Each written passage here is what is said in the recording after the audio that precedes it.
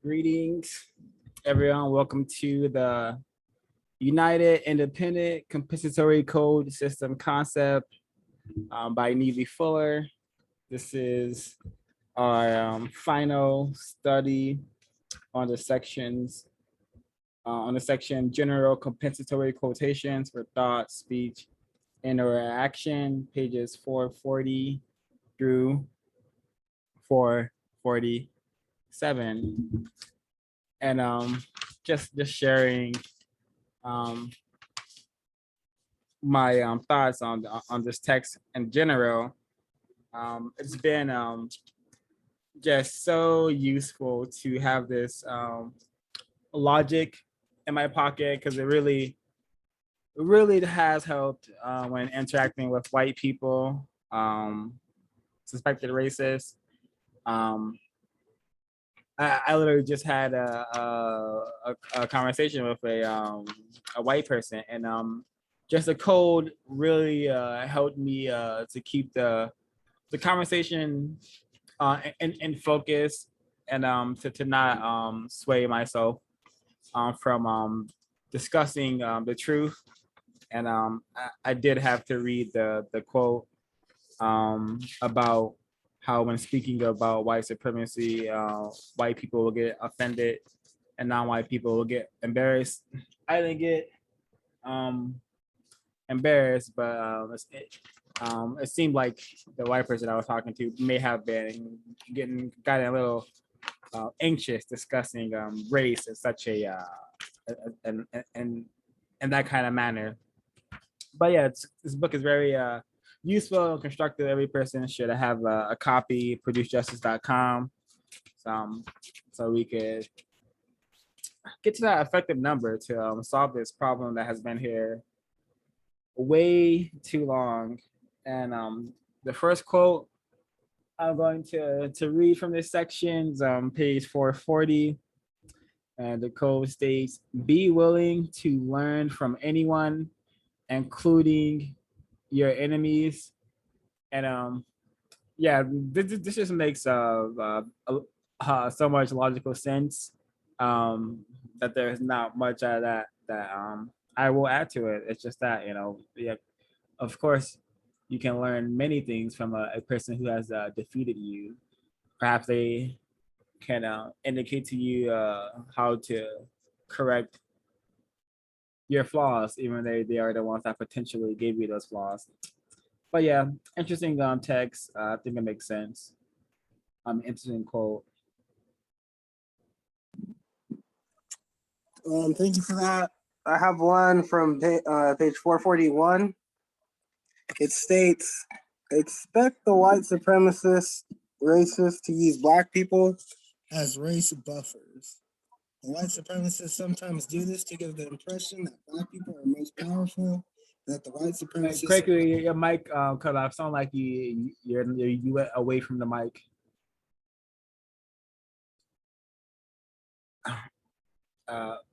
Chime back in when you're able to. Can I be heard? Yep, loud and clear. Sorry. So 441, it says, expect the white supremacist racists to use black people as race buffers. The white supremacists sometimes do this to give the impression that black people are most powerful and that the white supremacists are non-existent. I don't know what race buffer is. I did choose that one just because, given the context of it, this seems like it would fall under something like racial shadowboxing or racial showcasing, where black people are often put in positions that, and they seem to be the problem, when in fact it is always racism, white supremacy that is the issue. But I don't know what a race buffer is, so that's kind of why I chose that one. That's essentially what it is. Oh. What you just described. Did you see the Godfather 2? I'm not sure. I know I saw the first one. I don't know if I saw the second one. And the second one, they were in a court proceeding, and they were. And the reason I bring up that movie is because Godfather 1 and Godfather 2 are two of Mr. Fuller's favorite movies. He often talks about those and or used to, and how it is that the strategies and techniques that the Corleones were using are extremely similar to what the racist white supremacists use to maintain the system. So they were in a court proceeding, and they were asking one of the captains, I believe it was,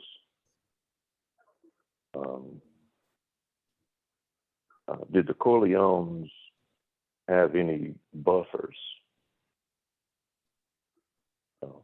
In other words, people that were between the Corleones and other people, so that you couldn't,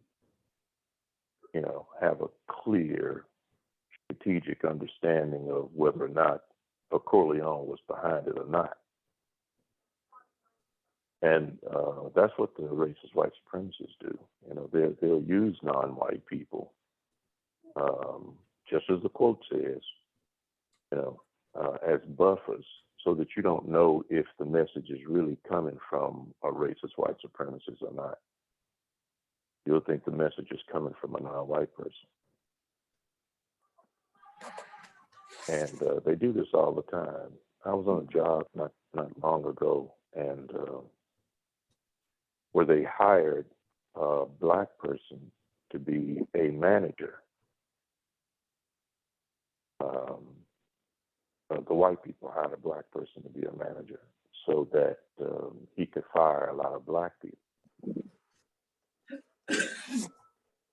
So that when the black people were fired, they could not retaliate and say it was because of racism. The white people know that only white people can practice racism. This is a prime example of that. And they used him as a buffer so that the black people that were fired could not claim that they were fired because of racism. And the white people who practice racism, white supremacy, are very strategic in how they do these things, so that black people will build up animosity toward each other, when all the while it's white people who are behind it. Hope that helped to explain at some level. Yes, it did. Thank you for the explanation. I definitely understand what a race buffer is now.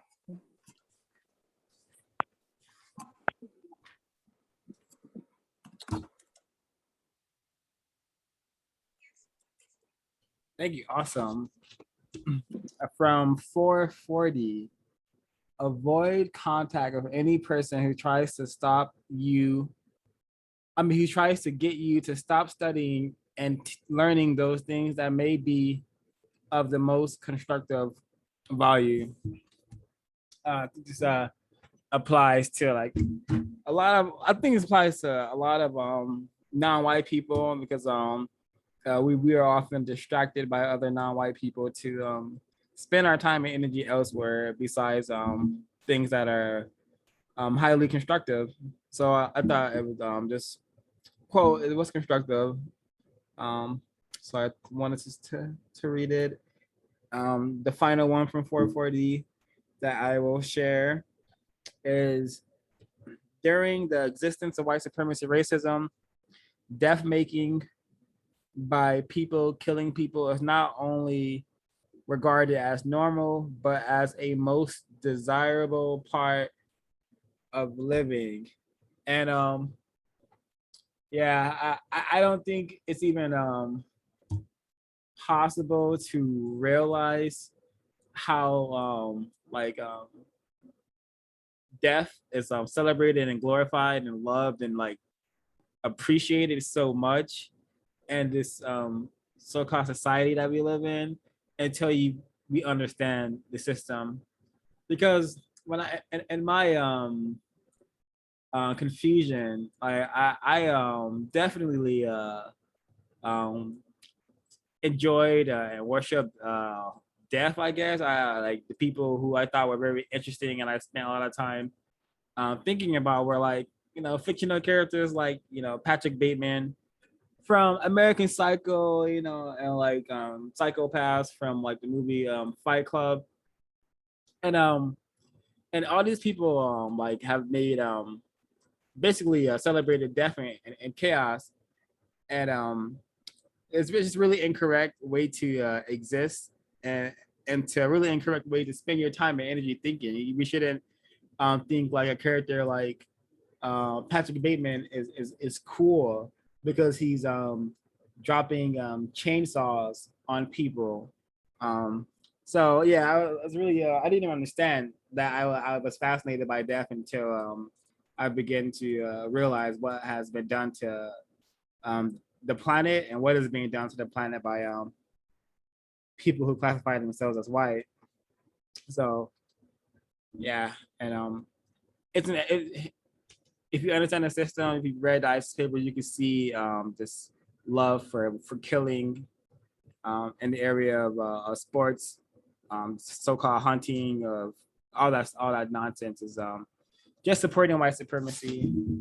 And that's all I have to say about that quote. See if folks have things to share, chime in before I continue. I had one. This is the very last one on page 441. When black males fail to be men and too weak-minded to resist domination by the white supremacist, racist man and racist woman, collectively, they mostly seek to brutalize each other, black females, and eventually black infants. And again, that's at the bottom of page 441. Do you have any reasons why you that one got to share that one? Because whenever Mr. Fuller talks about black males, just black males not being honest with themselves in a situation that they're in, and just collectively. Yeah, thanks for sharing. I also have that one highlighted, and yeah, I think the evidence is in the pudding. How this I consume a lot of content that discusses what's happening amongst people on planet Earth, and it's not hard at all to find news clippings of black males doing horrendous things to other black people. So I've never seen it put so bluntly before, that the black males will harm the black female and then the black infant. But it's what it's my normal for sure. It's what I've experienced my entire existence. So another tragedy, another example, like another um, reality that I think that should be the one reason that we want to produce a system of justice and correct this um, disgusting behavior that has been trained and ingrained into us. It's because of what happens to black females and black babies that are under the system. So producejustice.com, pick up the book, join the effective numbers to produce a system of justice. From page 441, so-called black romance is a childish concept and a silly contradiction. And yeah, I just point to area 3 and what they call reality TV, and that's basically what people have in mind when they say they want a relationship. The average non-white person, I think. So yeah, that's all I have to say about that one. Again, same page, 441. Neither birth nor death should be of any unnecessary expense. I think the way we've been trained to like put so much time and energy into like I don't know, celebrate doing whatever funerals are supposed to be, is just ridiculous. And I'm just gonna speak about my own victim unit and how we had a funeral for my victim uncle, who died of a cancer in December. And the funeral was really was so tacky. They were spewing all of this religious stuff, and my victim uncle was not any type of religious victim at all, and it was just so fake. And I could just tell that this was being more done so to comfort the remaining victims on the planet, versus showing some sort of like respect or like whatever that is meant for the deceased. So yeah, it was just really ridiculous. I don't think I'll be going to spending a lot of time at a lot of any more funerals, because yeah, we should just get rid of the dead as effectively and efficiently as possible. Send our condolences and continue trying to end the race war. And the final one I have from this page is: memories are sometimes very short. Therefore, try making a record of essential lessons of everything that you read about or hear about that is likely to be of essential use in problem solving. Yeah, white people are perhaps white people becoming master record keepers has allowed them to maintain and establish the system. So perhaps copying them and developing our way of maintaining records, just by taking notes and journaling and relaying this information to other victims, may be constructive into getting closer or attempting to solve this problem.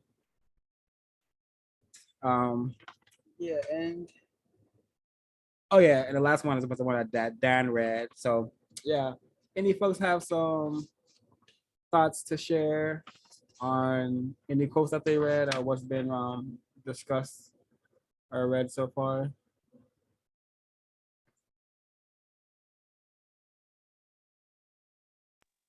I have one on page 442. To show off is to deliberately attract attention to yourself more than to attract attention to your constructive deeds. I feel like a lot of non-whites do that. It's a way of feeling better of what the system have gave them or what they feel like they work for. Is to attract attention. But like I always tell people, attention comes both ways, whether it's good attention or bad attention, you're gonna attract both. But as far as attracting attention for a constructive deed, I feel like, yeah, you could do a constructive deed, but it's just the attention of how media is. Meaning, like, a lot of people take the deeds that they do for the homeless, but it's just to raise their numbers up as opposed to actually just doing it just to actually be constructive.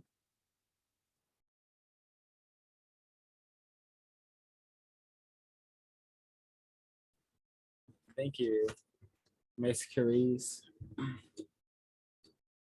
Any folks who'd like to share? And I think that quote was very significant. And yeah, thanks again, Miss Johnson.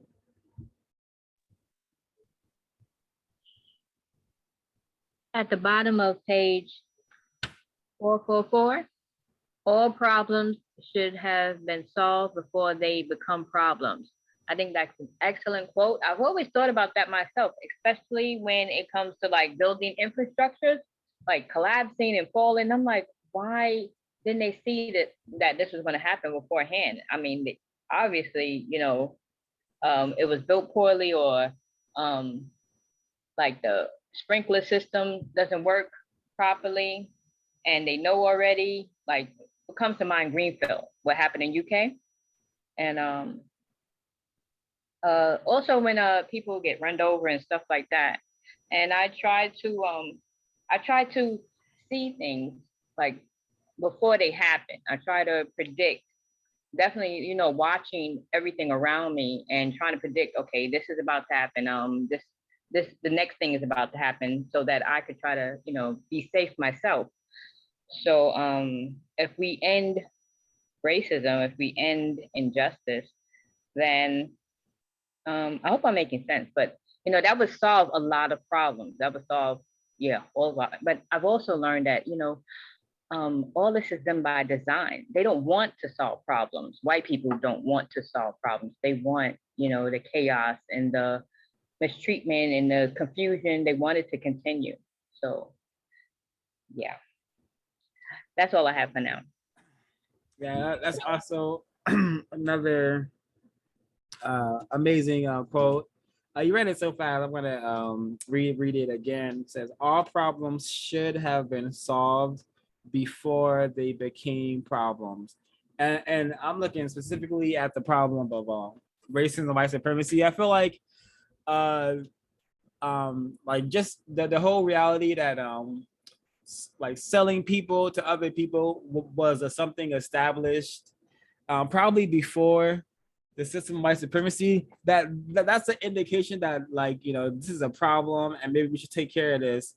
But no, it just kind of got out of hand, and then it seems that the white people when they started doing like possibly the establishing of white supremacy, the non-white people were not able to understand that they were witnessing a huge problem forming that could have been solved or corrected before it became the problem we know today as the system of white supremacy. So this quote is very significant, and it's just one sentence, but it says so much. So thanks again, Ms. Helen. That means a lot of non-white people are going to have to work on their self and situational awareness, because non-white people were grossly incorrect cooperating with the system of white supremacy. And look how it's thrown everything in the known universe off balance. So are we now, with all the information that we've been allowed to have, partly to blame because the system still exists?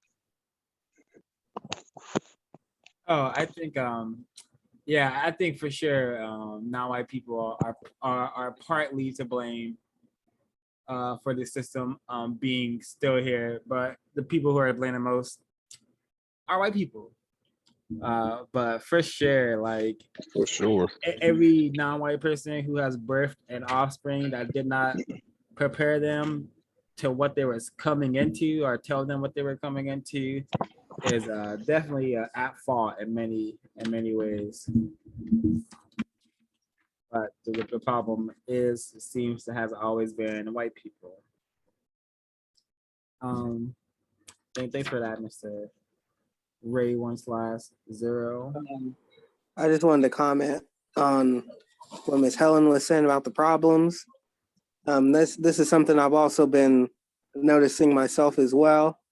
Most recently with the Delta variants and a lot of the misinformation or conflicting information, I should say, causing a lot of confusion coming from the CDC and the WHO about, people not needing to wear masks indoors or wear masks in certain settings. Yet people who are vaccinated can still pass around the virus. I've been seeing that go on for a couple months now.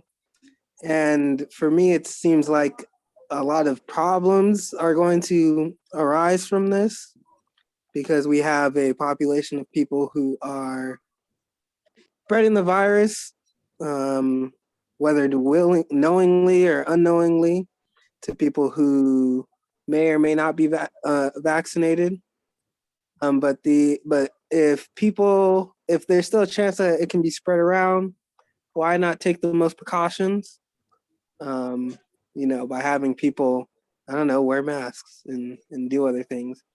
But I think that that's something that definitely falls under this category of, creating problems and not solving problems before they start. Yeah, that's what I want to add. Yeah, that makes a lot of sense, Mr. Quaker. This whole I just know that there's an NYC pass in the works, and I suspect there's going to be a California pass coming as well, which is going to be very interesting to see how this all pans out, because white people are not interested in being told to do anything. So it'll be interesting to see the white people's response to all the stuff that's happening and being told that we're supposed to be doing. All right. I have a quote on page 443. Be suspicious. Much of what is said about history is not necessarily true. I feel like kids start to know. We start to learn history is not true as we get older, which is really not fair, but it's the hope that eventually, if you do have children, that you can teach them at hand about things, because we're only going to learn half of what we know, and then we're not going to know the real truth until we get older, or until somebody teaches us or we seek the truth. So I just, in that quote, it made me think of the kids that are as far as like not learning the things that they should know, especially in Texas. So it's a sucky feeling, but this is why when it comes to learning about race and people, I'm big on teaching my child what she needs to know, because I know when she goes to school, she's not gonna know half of the things that she needs to know. Everything is gonna be basically sugar coated or suspicious theories of kids asking questions. Yeah, I think that's why it's very important that to go over so-called like social studies, so-called history, so just the homework that your offspring gets from these institutions, because they're learning some very interesting things, and it's very important that everything that they learn is contextualized to the system. Because I know the offspring in my life, uh, she's learning like, for example, this book that she just started school, and she brought home a book that has um like what are the stuff on a dollar bill means, right? And one of it is I'm not gonna attempt to remember it exactly, but the translation is that like basically means that God has granted the right for us to go out and take the land. Basically, is what that little Latin phrase means. So I was communicating to the offspring that this basically is saying that they got permission from God to practice white supremacy, which is what this translates to. So very important to go over the history homework. our homework with the offspring so they could get the correct um, understanding. And just every every day I'm sure to remind um, the offspring that we're in a war. You know, before she goes into those school grounds, I remember, don't forget we're in a war. She already has she's in the 5th grade. There's already a white lesbian child in there who allegedly has a girlfriend that she be hanging out with during lunch and recess. So yeah, this is a war, and the white side is definitely on their A game as per usual. So we have to attempt to do the same to end the war. Yeah, I just went on for a while there, but just discussing the race problem is one of the few things that gives me joy and makes sense to me these days. But I'll pause there to see if folks want to share quotes, chime in. Yeah, that quote that Miss Johnson read about be suspicious, make much of what is said about history is not necessarily true. I was watching a YouTube video and I didn't take notes, and this young lady was explaining, young non-white black female was explaining how that quote about Harriet Tubman, that famous quote about she wished she could have saved more slaves if they had known they were slaves. And she was explaining how that quote is not even true. And Mr. Neely Fuller, he's mentioned that as well. He suspected that's not true. I wish I could remember the young lady's Facebook, her YouTube channel where she was breaking that down, explaining that. And it was so that just goes, I just wanted to add on to what Miss Johnson said when it came to that quote.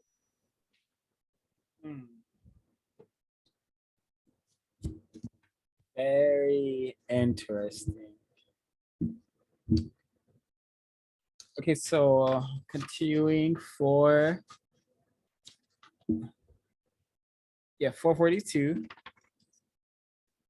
Many people seek to interfere with the sexual activities of others simply because they are not satisfied with their own.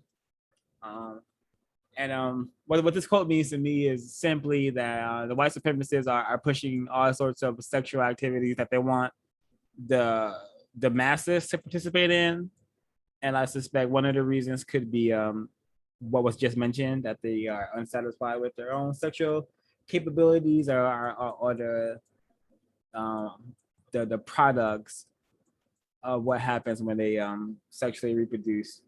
But I may be in error, but nonetheless, very interesting quote.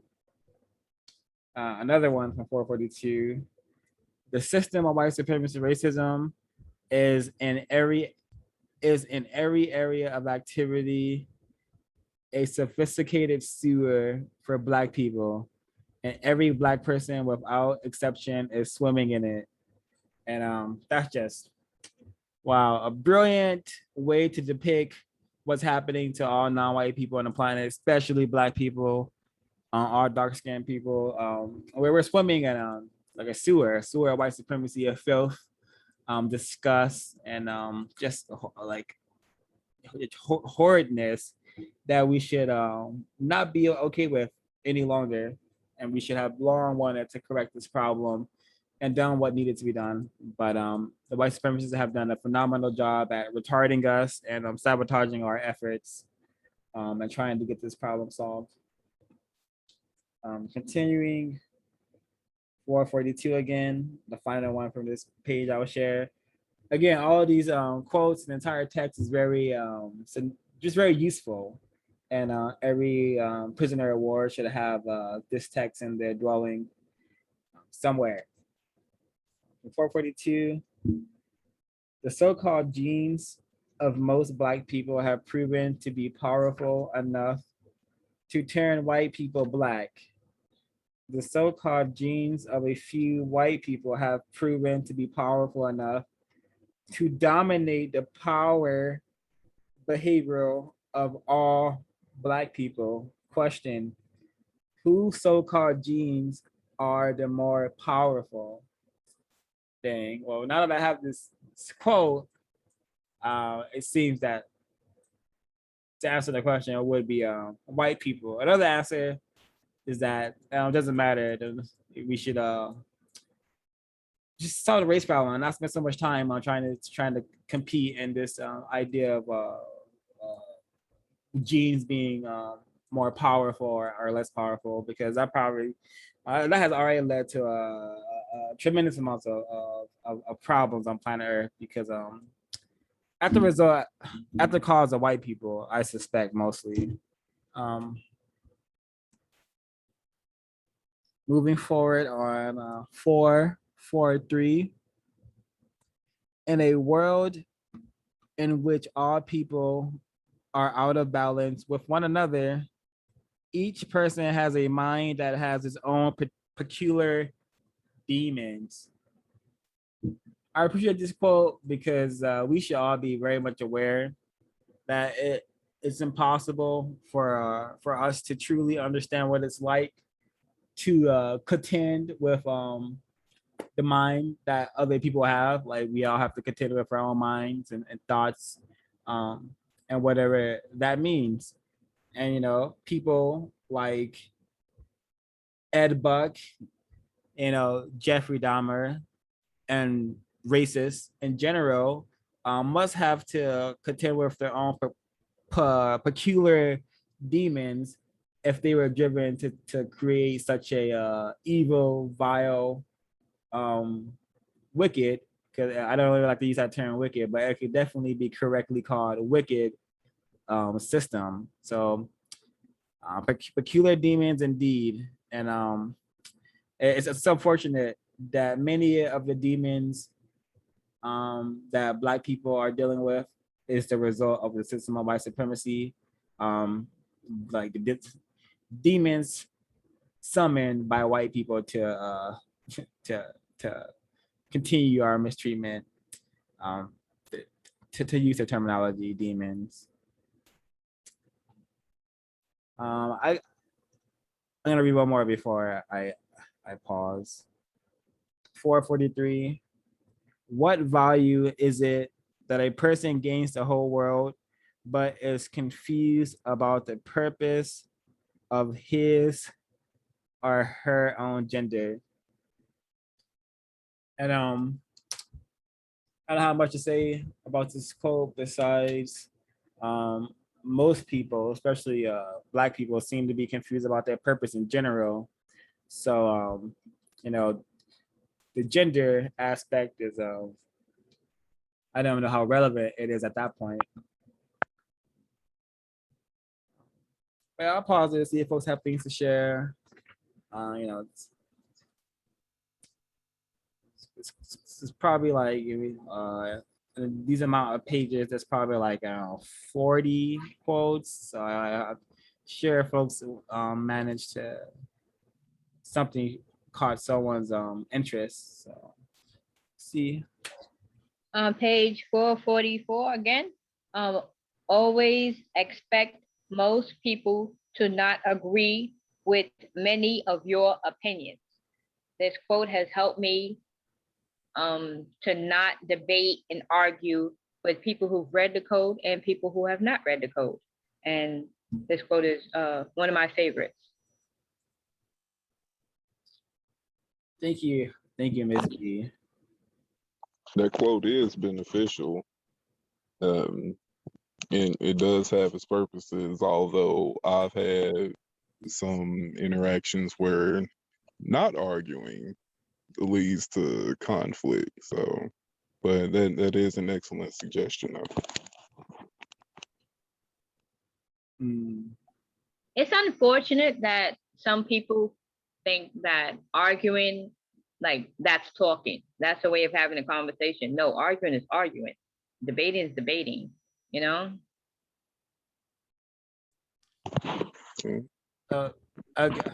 agree with you, and I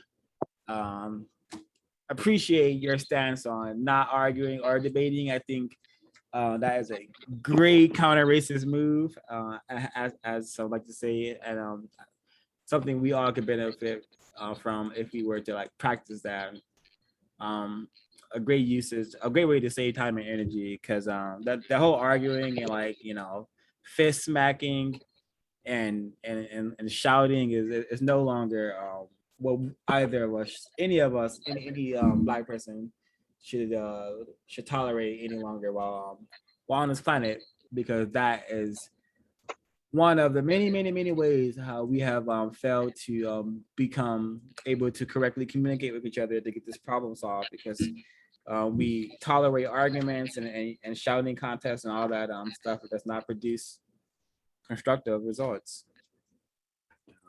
We should always stay in the question and answer lane. That helps.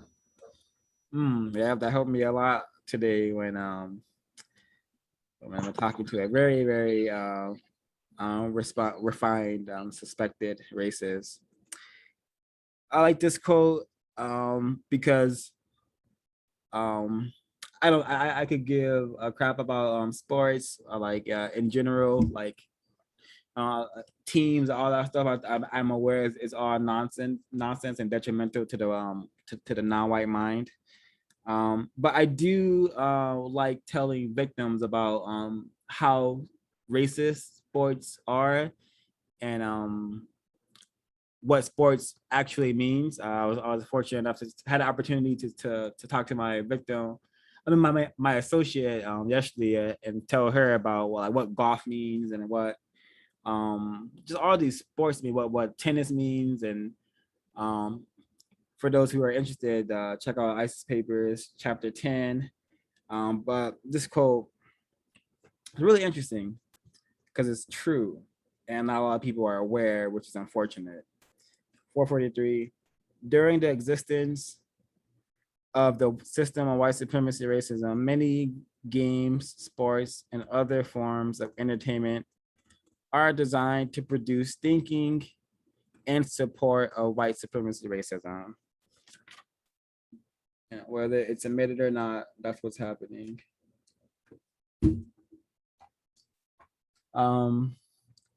Another topic that was brought up, and it's really interesting because when I discuss kind of racist code, like people also often like assume that like this is a sad existence, or it's a harsh and sad way to look at the world. But I think that this is a very constructive and helpful way to view things, because it allows us to do what needs to be done. I'm not saddened to be a prisoner of war. Just doing what I can to no longer be a prisoner of war by eliminating the system. And this was also something that we should embed into the young victims of racism at a tremendous early age, because the offspring, she came home after meeting people at this school for only a day and calling them friends, and I was sure to help to teach her that these people are at best associates, and just teaching her the importance of using that kind of language, because these so-called friends can be harm you the next day. So 444 says, it can be said that a true friend is a person who has proven that he or she believes in justice. And that's not my definition of a friend, but I think this is very constructive, and can be useful to folks who really don't have that concept in their brain computer yet. Well, what actually is a friend? What actually does that mean?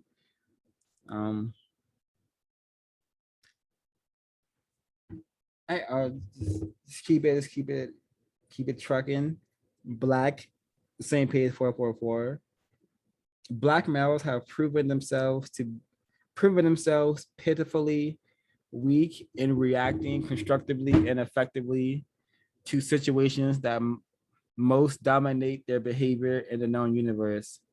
A code of constructive thought, speech, and action could swiftly correct this. and this is accurate. If we had like something to guide our thought, speech, and behavior, we could put it into like all the black people killing, black people robbing each other, the black male and the black females arguing with each other, all the so-called baby mama drama would end if we just had a code, a counter racist logical code that just teaches us a good way, a correct way to think, speech, and behave. Fortunately, this code does exist, this concept, producejustice.com to buy this book and learn the code. Very, very recommended. Yeah, we shouldn't be, if we don't correct the system or eliminate the system, we will be prisoners of war forever. And that just doesn't make any sense to be traveling the universe, to reach like light speed travel and to still be classified as a nigger. This does not make sense to allow this to happen. So we got to solve this problem ASAP. They're trying to go to space, they're trying to go into black holes and spread white supremacy everywhere, and we should not be okay with this reality. Yeah, I'll pause for there, see if folks have things to share. On page 443, I know I'm going back a little bit, but No worries. requesting an investment may or may not be the same as begging for justice or for asking for social or economic assistance or improvement. And something that I used to do before COVID is I used to have a little list. I used to carry a little list in my pocket. And I live in an area that, well, I'm allowed to reside in the area that has quite a few like popular or famous so-called black churches. So when white people had this habit of asking non-white people for directions to the church. So when white people would ask for directions, I would hand them my list. And it would just have simple things, problems that I need to be solved, information or whatever. And I found that to be quite helpful.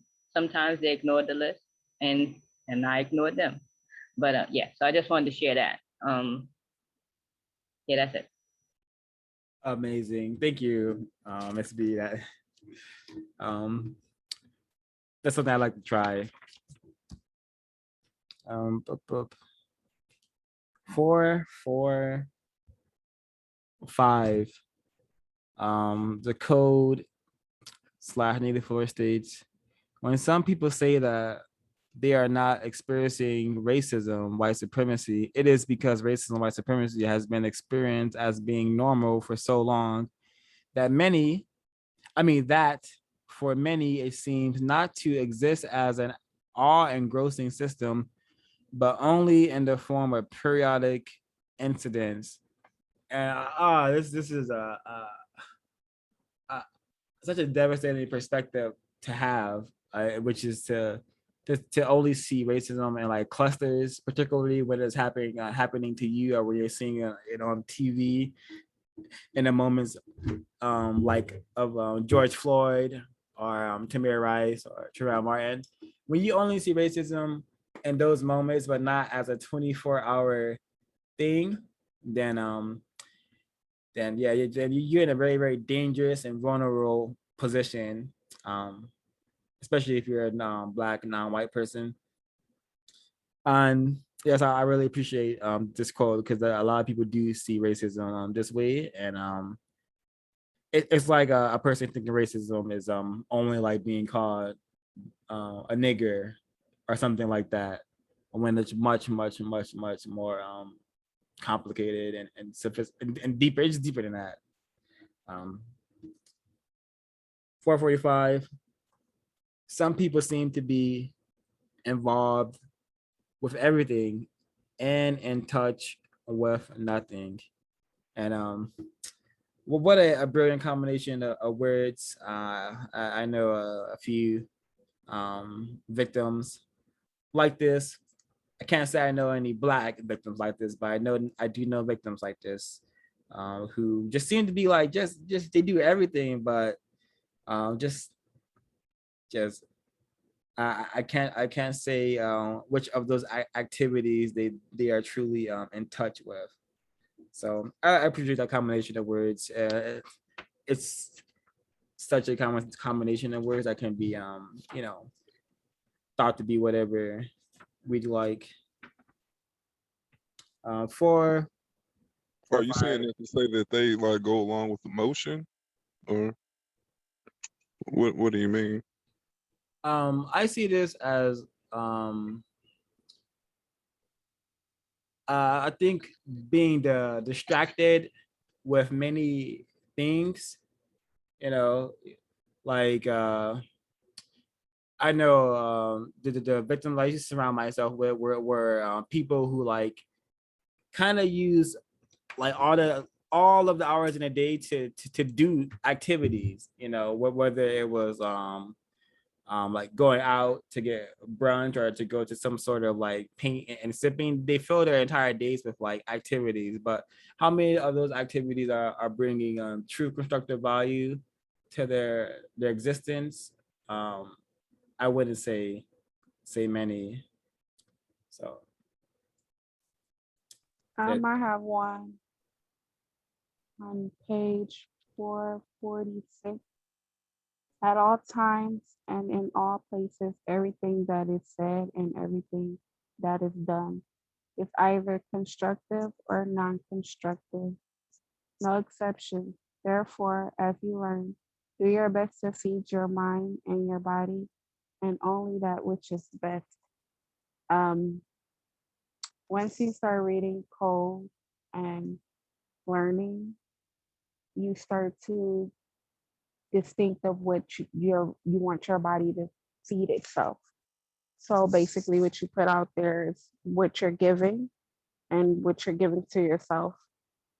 So I try my best to be constructive as possible when it comes to conversations with anybody, because these are things that not only am I feeding other people, but I'm feeding towards myself as well. It's the best way to have people know what conversations you want to have with them as constructive, so that they will come to you with unconstructive conversations that won't basically do anything for you. yeah, having that understanding and practicing it is is black self-respect to a high degree of just understanding that everything we choose to do is either constructive or non-constructive, and choosing to do things that are constructive at all times, at bare minimum at most times, is a true practice of self-respect, which is not lying to yourself about what needs to be done. What needs to be done is some serious work to um, solve this problem, because we can't solve any of the world's other problems, such as climate change and just how the planet is really becoming like is melting and freezing at the same time. So we can't solve any of these problems until we stop the white people from destroying the planet with their practice of racism or supremacy. And it's very constructive to try to eliminate the system. Um, and it's very non-constructive to not do so. But thanks again, Miss Cruz, for sharing. From 445, be aware of requests for decorum being used to hide hypocrisy and tyranny. Do not confuse decorum with justice. And I understand decorum as like, like everyone's in a room is like calm and speaking like courteous, like with courtesy. Um, and white people are really good at being nice, and while at the same time practicing racism and white supremacy by passing legislation and policies that lead to non-white people dying or being dislocated unjustly. So this quote stood out to me as well. 446. During the existence of white supremacy, racism, when something happens that should not happen, that involves conflict between white people and non-white people, say to the extent that white supremacists, racists are involved, these events should be expected. And this is a great script just to have one ready to be able to communicate to whoever when you're given an opportunity to discuss an event involving conflict with non-white people and black people. I mean, non-white people, white people, and I would just say conflict in general. TBH, to be honest. Same page 446. During the existence of white supremacy racism, hypocritical speech and action is a basic requirement for our people, white and non-white people. Yeah, super, super. We have been made. Yeah, we have to function in a very just false sense of reality. We have to. It's insane. It's incorrect how we are forced to pretend like things are correct, like we have a just system, and that things are normal, or things like getting back to normal, or how we're even given silly ideas like once people are vaccinated, or once the coronavirus goes away, things are going to be back to normal. Things have never been normal while we have been in this insane system of white supremacy, and it's hypocritical to say that you are a human being who cares about people while not working to produce justice. So very necessary inaccurate quote. Um oh, awesome. Miss Johnson, I already read that one. So the final quote I have to share from this the text is from 446. The universe should be greatly populated with universal man and universal woman. Universal man, universal woman are people who practice justice and correctness, people who always say and do the most constructive thing in all areas of existence, including economics, education, entertainment, labor law, politics, religion, sex, and war/counter war. Yes, so far there's no such thing as universal men or women. Currently, we are a planet full of um, violent white people and um,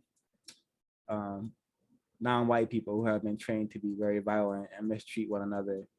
So this is really despicable situation we were born into. Doesn't have to always be like this. But if we do not solve this race problem, we will all die, and in our cells and in prison cell. We will all die in prison, the prison of white supremacy. And it's probably been over 1 billion black people who have fallen victim to this system already, and that's way too many. So this book has, I think this book can definitely help a lot of black people do what needs to be done, and perhaps if an effective number of people practice some of the counter-racist code in this book, we will be able to disrupt the system so much that white people will stop seeing us as silly clowning niggers, but as creatures deserving of justice, or deserving of to be taken off the planet. All of us put an end to this slow torture method they have currently in place. But I'll pause there to see if folks have stuff to chime in. Third, Go ahead, Ms. V. third quote from the top on page 445. By thinking, speaking, and acting to produce justice, balance between people, you will automatically be producing the non-existence of the Black ghetto and Black ghetto culture. And something that I like to do is I pick up the trash or garbage that people leave behind within the place that I'm allowed to reside in the building that I'm allowed to reside in. And I have a separate little broom and a little mop and dustpan. And I think about Neely Fuller's quote, you know, when he talks about like the ghetto should be the cleanest place on the planet and stuff like that. Well, I don't want to misquote him, but it's something like that, he says. And I constantly like, I think about that. So, you know, I make sure that when I have trash or something in my hand, I make sure to throw it in the garbage can outside on every corner, and to pick up behind people within the building that I reside in. And yeah, I just want to get rid of, I hope to be the example and just get rid of this thing that, oh, you know, the ghetto has to be dirty and gritty and this, that, and the other. So, and I'm just trying to play my part for, you know, so yeah, that's it.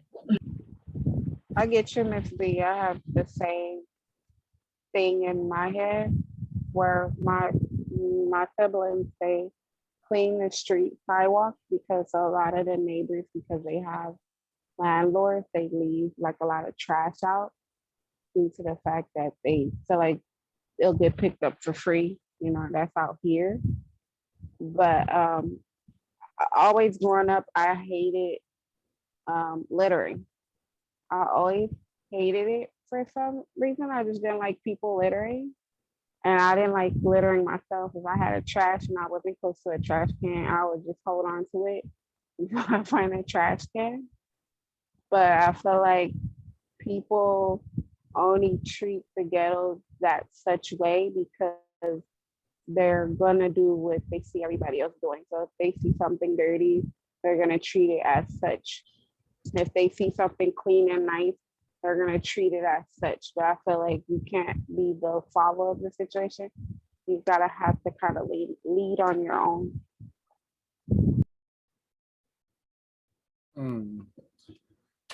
Love, well, I won't say love, but it's very nice, pleasant to see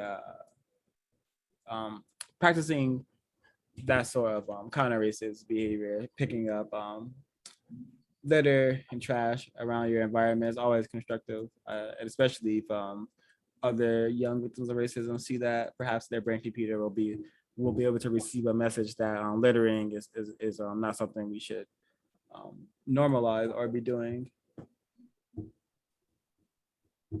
Other comments folks wanted to share? I would just add in one more quote. This one is on 446. It's like the fourth one down. It is not how much of you is in church. It is how much of church is in you. That quote came to mind because Black people are allegedly like the most religious group of people, but we're in a pretty pitiful situation despite how much we go to church. I agree with that. I feel like people have to understand that God is not a religion. Your relationship is not going to be better than the next person that does not go to church, because a person that does not go to church probably has a more intimate relationship than a person that does go to church, to just show up to be there.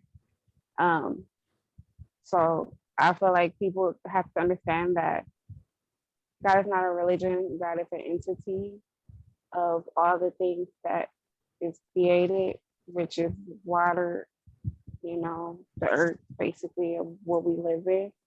And that you can get in tune with all of those things that was created, instead of just sitting and going by a book that you feel like these are God words. But yes, it's what's in you. It's not what you go to, kind of thing. Exactly. That's Well very- said, Miss Johnson. Agreed. Here, here. Okay.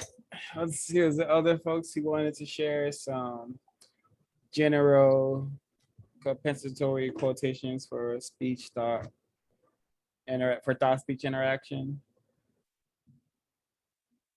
To add on to Dan's quote about church, I know of plenty of people who attend church who are the biggest hypocrites. And I know plenty of people who don't attend church who so-called not religious, and they are the most courteous, kindest people. Yeah, that's all I wanted to add to that. Very, very telling of the institution of church. Yeah, from my experience, I quite hated the ritual of going to church and seeing all the people with the wearing the ridiculous hats and ridiculous wigs and ridiculous glittery dresses and suits. It was all very unpleasant to me, and I'm glad I've discovered why. And it's because it does absolutely nothing to replace white supremacy with justice or produce productive thinking around the system. It's simply some sort of hidey hole where victims have been trained to go to feel spiritually recharged, whatever that means, but I'm not able to use that spiritual energy to do what needs to be done. But I may be digressing a bit. Another case of showing off ism. Oh, the whole Sunday attire? Yeah, possibly. Yeah, possibly. Well, that's how white people used to show off their slaves by dressing them up for Sunday church. So yeah, it is. Hmm. Not surprising. Oh, alrighty. Perhaps there are no more quotes to share. So perhaps we can